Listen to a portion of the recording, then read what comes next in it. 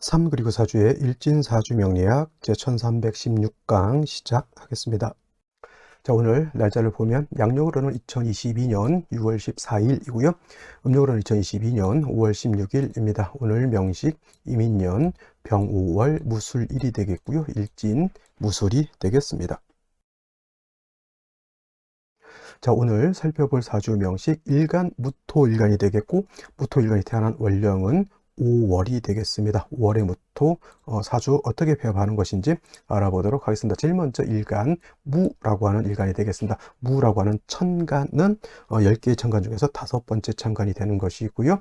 이 무라고 하는 천간 오행으로 구분하게 되면 흙의 기운을 가지고 있다. 즉 토의 기운을 가지고 있는 것. 그래서 무는 무토, 토가 된다라고 볼 수가 있습니다. 무토라고 하는 것은 오행으로는 토가 되지만 이걸 다시 음과 양으로 구분했을 때 무토라고 하는 것은 양토가 되는 것이죠. 그래서 무토는 양토. 자, 양의 기운이 가지고 있는 토가 있다라고 하면 음의 기운을 가지고 있는 토도 있죠. 그것이 바로 내일 또 공부하게 되는 기토라고 하는 것인데, 이 기토 또한 흙의 기운을 가지고 있는 것이나 음양이 서로 달라 얘는 음토가 된다라고 보시면 되겠습니다. 같은 토인데 음과 양으로 이렇게 구분을 해놨죠. 그 이유는 그 성질이 다르기 때문에 음토와 양토로 구분이 되어 있는 것이고, 양토라고 하는 것은 양의 기운을 가지고 있죠. 뭔가 웅장하고 장대하고 큰 개념이라고 말씀드린다고 하면, 음의 개념은 조금 아담하고 작은 그런 개념으로 보실 수가 있습니다. 그래서 무토라고 하는 양토를 물상,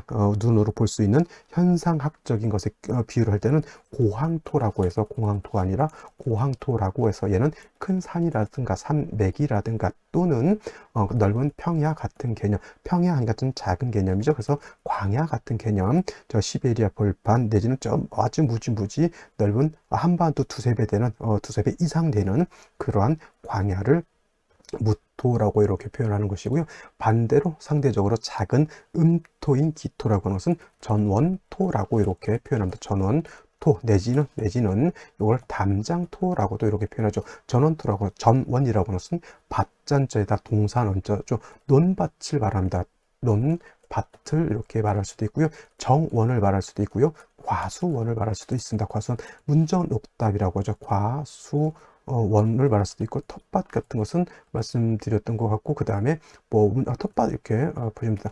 문토라고 해서 화분 속에 담겨져 있는 작은 흙도 이렇게 말할 수가 있죠. 그래서 무토라고 하는 것, 기토라고 하는 건 같은 토이지만, 무토는 이 방대한 양의 그런 큰 개념의 토라고 봤을 때, 기토라고 하는 것은 작은 개념의 토라고 볼 수가 있습니다. 일단 양토냐 음토냐를 떠나서 토라고 하는 것은, 여러분 토는 어떤 용도로 씁니까? 이 토는 식물이 자랄 수도 있고요. 동물도 여기서 서식을 많이 합니다. 토는 모든 만물이 사람을 포함해서 동식물도 하다못해 미생물까지도 이 토를 기반으로 해서 살게 되죠. 토라고 하는 것은 그래서 척박해지면 좋을까요? 나쁠까요? 불모지가 되면 좋을까요? 나쁠까요? 낮에는 같은 말일까요? 그 황무지가 되면 좋을까요? 나쁠까요? 동토가 되면 좋을까요? 나쁠까요? 아니면 동토 반대 열도 뜨거운 열기를 가지고 있는 사막과 같으면 좋을까요? 나쁠까요? 토라고 하는 것은 모든 만물이 자랄 수 있는, 서식할 수 있는 아주 좋은 환경이 되어야 되는 것이지,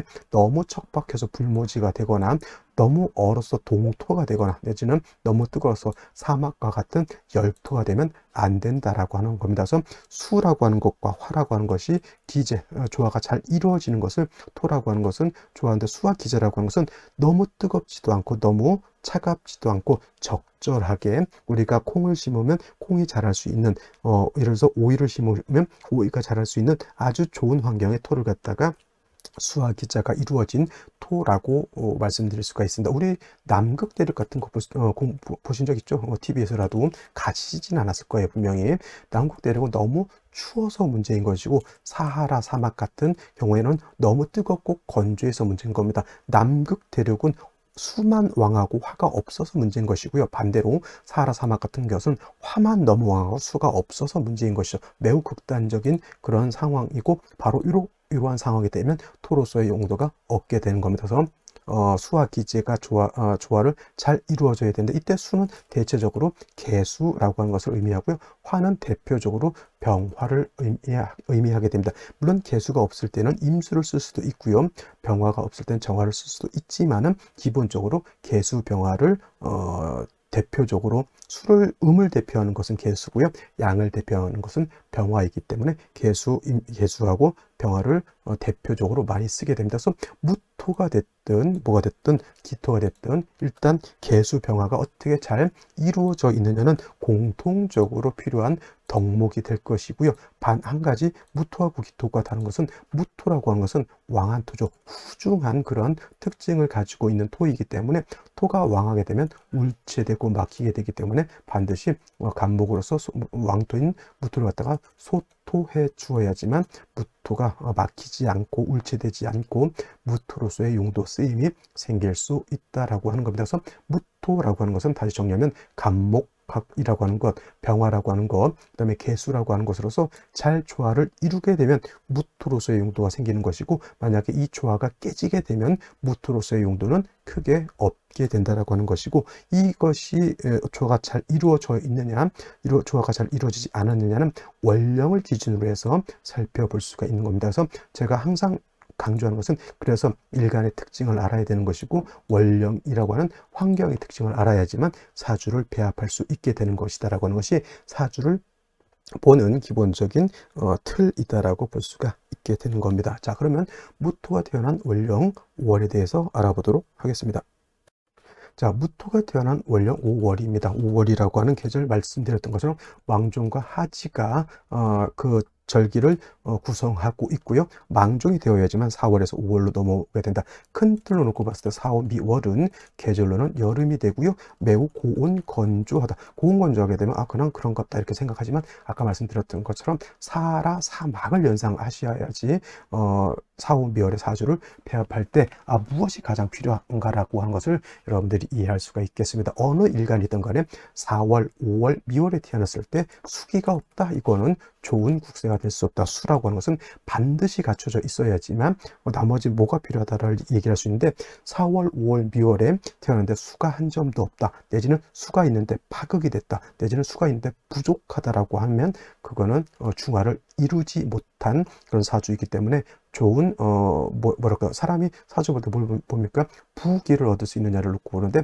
수가 없으면 부귀는 있다 없다. 부귀를 이루기가 매우 어렵게 된다라고 하는 것을 말씀드릴 수가 있겠고, 또 5월이라고 하는 것은 오행으로는 화가 왕한 화왕절이다라고 말씀을 드리는데 한 가지 여러분 더 한 가지 기억해 두어야 할 단어가 화토 동군이라고 하는 것이죠. 화토는 같이 움직입니다. 그래서 화가 왕하게 되면 토도 같이 왕하게 되는데 뭐 화만 너무 왕하고 토는 좀 덜 왕하가 아니라 똑같이 왕해집니다. 그래서 그저께 병화 5월에 태어나게 되면 양인격으로서 굉장히 병화가 왕해진다라고 말씀드렸는데 오늘 무토가 5월에 태어나도 좀 이따 격국할 때 말씀드렸지만 똑같이 이건 양인격이 된다라고 봅니다. 그래서 양인격은 일간이 신왕사주가 되는데 이거는 신앙에서 좋다가 아니라 너무 극왕한 사주로 바뀌기 때문에 이거는 왕세에서 중화를 이루지 못한 그런 틀이 됩니다. 그래서 이러한 경우에는 반드시 저 양인이라고 하는 것을 중화시켜주는 것이 필요하다라고 말씀을 드릴 수가 있겠고, 또 5월이라고 하는 계절에 무토가 태어나게 되면 무토가 왕하죠. 무토가 왕하면 아까 말씀드렸던 것처럼 울체되기 때문에 무토의 용도가 떨어지게 되죠. 그래서 반드시 간목이라고 하는 것으로서 저 무토를 갖다가 소토시켜 줘야 되는데, 예를 들어서 이렇게 간목이라고 하는 것을 얻었다라고 봤을 때 수가 없는 4, 5, 미월의 간목은 화가 왕할 때 물이 없으면 나무라고 하는 것은 불에 타서 날아가죠. 이걸 갖다가 목분비회라고 이렇게 표현합니다. 목분비회라고 하는 뜻은 이건 분자라고 타서 나무가 탄다. 목분이라고 하는 것은 나무가 탄다라고 하는 뜻이고, 비회라고 하는 것은 재가 돼서 이 회자가 재회 있죠. 타다 남은 재회 이렇게 볼 수가 있습니다. 날비. 그래서 나무가 불에 타서 재가 돼서 날아간다라고 합니다. 반드시 물이 있어야지만 얘가 목분비회가 되지 않을 수 있죠. 그래서 5월의 무토라고 하는 것은 물론 개수라고 이렇게 써야 되는데 이 5월은 좀 특수성이 있기 때문에 개수보다는 임수를 얻는 것을 더 좋아합니다. 왜냐하면 5월은 너무너무 화가 강하기 때문에 하늘에서 내리는 비 정도 가지고는 너무 뜨겁기 때문에 금방 증발돼서 날아가기 때문에, 물론 개수를 같이 보면 좋겠지만은 만약에 수를 하나만 봐야 된다. 개수하고 임수라고 하는 것을 놓고 봤을 때, 그러면 4월하고 미월하고 달리 이 5월은 개수보다는 임수를 얻는 것이 더욱더 좋다라고 보는 겁니다. 이거는 뭐냐면 관계수를 내는 거예요. 저기 무슨 협곡 같은 데 큰 물줄기를 끌어다가 큰 광해의 불을 크게 된다, 이런 개념으로 보시면 되겠습니다. 그래서 이런 거 5월에부터는 원래 무토라고 하는 것은 개수를 쓰는 것이 기본이지만 5월의 무토만큼은 임수를 쓴다. 물론 임계수가 같이 있으면 좋습니다만은 하나만 본다라고 하면 당연히 임수를 5월은 무토가 좋아하고요. 또 5월은 임수가 여기가 절퇴지가 되기 때문에 수가 약하죠. 임수만 있어서는 안 되고 반드시 재성이라든가 아니면 비견겁재가 아니라 식상이 있어서 저 임수를 갖다가 도와줘야 되죠. 금수가 다시 있어서 임수를 갖다가 도와줘야 된다라고 하는 겁니다. 예를 들면 이제 신금이라든가 지지로 유금 같은 것이 있어서 임수의 뿌리를 마련해 주거나, 아니면 지지로 자수라든가 해수 같은 것이 있어서 임수의 뿌리를 마련해 주는 것이 필요하죠. 천간으로 경신금도 나쁘지 않지만 천간에 있는 글자들은 반드시 지지로 뿌리가 줘야 되기 때문에 지지로 해자수라든가 신유 금 등이 있어서 뿌리를 만들어 주는 것이 필요한 그런 국세라고 볼 수가 있겠습니다. 정리를 하면 5월의 무토는 반드시 임수, 뿌리 있는 임수를 얻어야 되고요. 또 5월의 무토는 왕하기 때문에 간목이 있어서 무토를 갖다가 소토 소벽해야 된다. 간목을 쓰기 위해서는 반드시 전제되어야 될 것이 바로 임수가 된다라고 하는 것을 꼭 명심해 두시고, 간목은 얻었는데 임수가 없다, 이거는 죽은 나무일 뿐이고요. 간목이 없는 게 임수 있는 것은 그래도 용도가 있지만은 임수가 없는데 수가 없는데 간목은 용도가 없게 되는 것이죠. 넓은 광야에다가 나무는 다 심어놨는데 뭐다? 물이 없으면 그 나무는 다 죽은 나무지만은, 나무는 심어놓지 않았지만은 그 넓은 땅에 물이 들어가고 있다라고 하면 뭐라도 심을 수 있는 여건은 된다는 얘기죠. 그래서 5월의 무토라고 하는 것은 수가 없는 간목은 용도가 없지만 목이 없는 임수는 쓰임이 있다, 이렇게 정리를 해두셔도 좋을 것 같습니다. 자, 그러면 오늘의 명식과 생시 알아보도록 하겠습니다. 자, 오늘의 명식, 무토일간이 5월에 태어난 사주 명식이 되겠고요. 격국이라고 하는 거 살펴보게 되면, 격국이라고 하는 것은 일간과 월령과의 관계를 살펴 사주 전체적인 짜임을 알아보는 것이고요. 오늘 무토라고 하는 것은 양토가 될 것이고, 오화라고 하는 것은 체는 양이지만 쓰는 것은 음으로 쓰게 되죠. 화가 되겠습니다. 대 양이 되는데, 저 오화라고 하는 것은 인성이 되죠. 인성. 그래서 정인이냐 편인이냐 이렇게 놓고 정인격 편인격을 이렇게 보시는 분들도 있는데, 병화가 5월에 태어나든 무토가 5월에 태어나든 제왕지에 태어난 것이기 때문에 인수격, 정인격, 편인격으로 보지 않고요. 이거는 양인격으로 이렇게 보게 됩니다. 양인격, 일간이 신왕 사주가 되는 것이고요. 중요한 거, 신왕하게 되면 반드시 억부용신법에 따라서 관살로 서왕한 무토를 소토 소벽해 주는 것이 필요죠. 간목을 쓰는 것도 중요한데, 그 간목을 쓰기 위해서는 아까 말씀드렸던 것처럼 임수는 기본적으로 얻은 연후에 목을 쓸 수 있다라고 보시면 되겠습니다. 그래서 튼튼한 임수에다가 임수를 생지해 줄 수 있는 신유금을 얻거나, 아니면 해자수를 얻어서 임수의 뿌리를 튼튼하게 해준 연후에 간목을 얻게 되면 매우 좋은 금상첨화의 사주국사가 되는 것이지만, 중요한 것, 수가 없는 5월의 무토는 용도가 있다 없다, 전혀 없다, 생기가 없다. 사하라 사막에다가 콩 심는 사람들은 바보고요. 사하라 사막에 물이 없는 데다가 거기다 농사 짓겠다고 생각한 사람들은 바보입니다. 그래서 자연의 이치라고 하는 것, 사주 명리 학의 이치라고 하는 것은 우리가 일반적으로 생각하는 것에서 크게 벗어나지 않는다라고 하는 겁니다. 하다못해 사하라 사막에 뭐가 있다? 오아시스가 있으면 그 물을 길러다가 거기다 콩, 옥수수 다 심을 수는 있습니다. 근데 물이 없는 데다가 나무를 심어본들 그 나무는 말라 죽게 되는 것이죠. 말씀드렸던 것처럼 화가 왕한 계절에 수가 없는 목은 목분비회한다라고 하는 것이 특징이 될 것이고요. 자, 연지를 보게 되면 인목이라고 하는 것을 얻었습니다. 자, 이 목이라고 하는 것은 수를 얻게 되면 목으로서의 용도가 있지만 수가 없으면 화국을 지을 뿐이고, 오늘 같은 경우 역시나 일지의 술토로 봐서 무술일주의 이 지지로 뭐를 형성했습니까? 큰 틀에서 인오술 화구국이라고 하는 삼합을 완전하게 갖추었습니다. 완전히 이건 지글지글 끓는 용광로 같은 그런 환경이 되어 버렸고요. 또 월간의 병화마저 투출되어 있습니다. 이거 자칫 잘못하면 뭐가 된다? 화로 종해버릴 수 있습니다. 인성으로 일간을 버리고 인성으로 종해서 종왕격이 될 수도 있다라고 하는 것인데, 문제는 뭐냐면 월간에 연간에 임수가 있다라고 하는 것이 문제가 되죠. 임수가 3주까지만 놓고 봤을 때 뿌리가 있습니까? 없습니까? 전무합니다. 완벽하게 없죠. 그러면 임수가 없는 겁니까? 임수는 있지만은 그 뿌리가 없을 뿐이고, 차라리 없어졌으면 종하겠지만 이 임수가 있음으로 인해서 종격도 되지 못하고, 종격이 된다 하더라도 가중격이 될 수밖에 없는 그러한 국세가 되는 것이죠. 차라리 무신시였으면, 무신일주였으면 신의 임수가 뿌리를 둬서 그나마 한번 버텨볼 여력이 되겠지만, 이건 너무 화토가 왕한 상태에서 임수가 근기가 없게 되겠습니다. 종격을 만들면 가중격이 되기 때문에 차라리 이거는 생시에서 좀 부족하더라도 금수를 얻는 것이 좋은 것이고요.